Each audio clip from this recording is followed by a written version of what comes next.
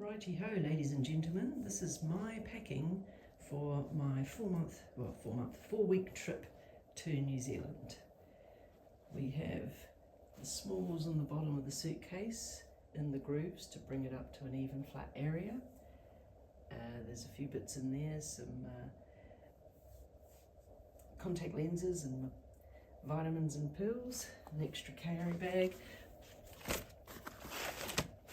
for when I gather extra stuff, my snorkels and booties, metal detector, pinpointer,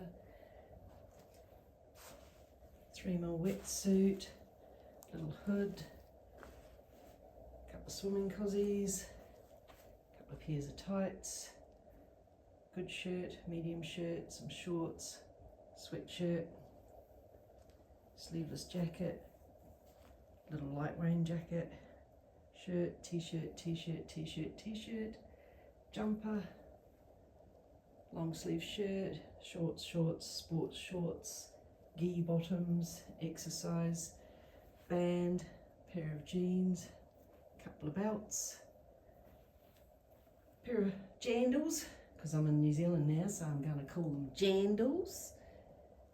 Yeah, I think it does everything. Some trainers, some other bits and bobs for my mum. Right, there's the unexploded view. These are the packing cases that we purchased.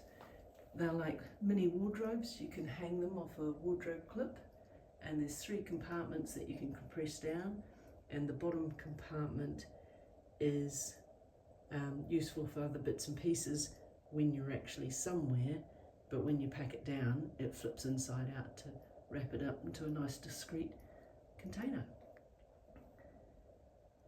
And of course I've got my carry-on bits and pieces, my other trainers that I wore on the plane, and I can't go far without saying I've got my travel ukulele and the stick blender we picked up yesterday. Oh, what's this? Another handheld detector for underwater. Boom, I'm gonna have fun.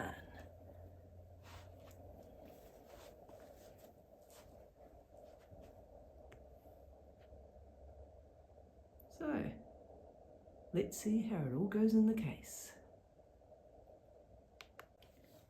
Okay, so my packing tip today is things like your trainers and your booties where you want to support this and it's just going to take up space. I usually pop in, these are some cream bottles that are too large to go on the carry-on, pop them in the bag and then inside your shoes.